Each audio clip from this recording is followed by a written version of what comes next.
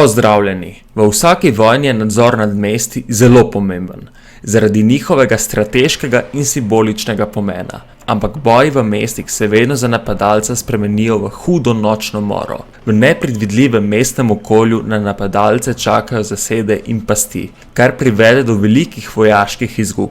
Tudi nasprotnik nima težav samo z braniteljem, ampak tudi z civilnim prebivalstvom, ki bo branil še dom in družino.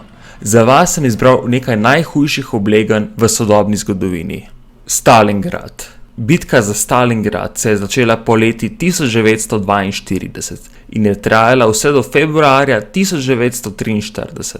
Bitka je bila tako razsežna, da se v njej spopadlo skoraj 1 milijon Nemcev proti 2 milijonoma Rusov. V Stalingradu je živelo več kot 500.000 civilistov, ki pa so čez noč postali vojaki. Za primerjavo, Stalingrad je samo 7-krat večji od Ljubljane. Kdor se je umaknil v Stalingradu, so ga ustrelili Rusi.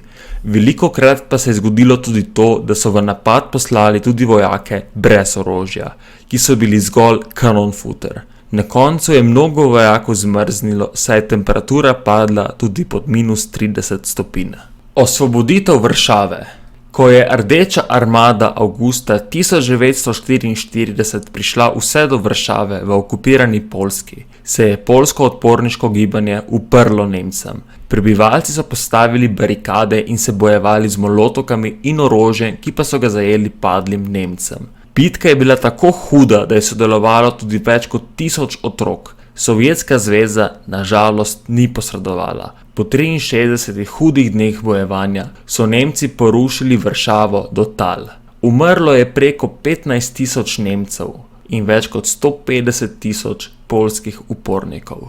Berlinska utrdba. Ko je Rdeča armada 25. aprila 1945 ukorakala v center Berlina, so mislili, da se bo Berlin hitro predal, saj je mesto branilo samo 45.000 izčrpanih nemških vojakov in nekaj SS divizij. Poleg tega pa je nemško vodstvo v napad poslalo tudi svoje fanatike.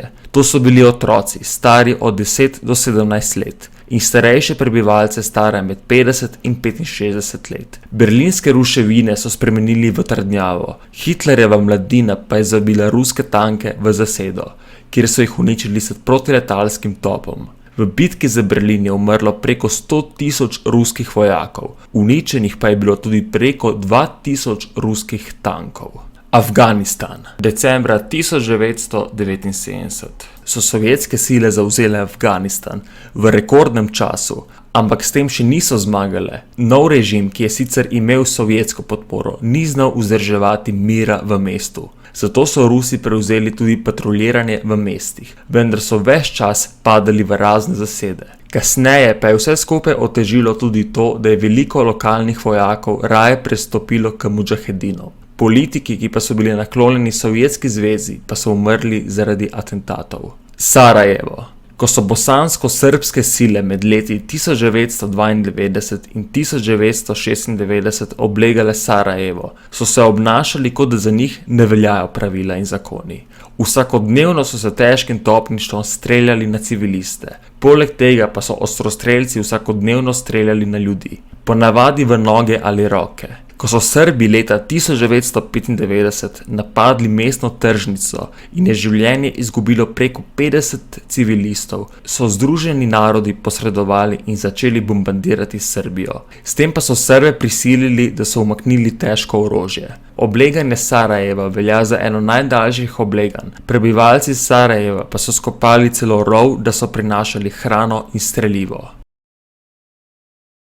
Upam, da vam je bil današnji dokumentarec všeč. Če vam je bil všeč, pritisnite like in se naročite. Hvala in lep dan.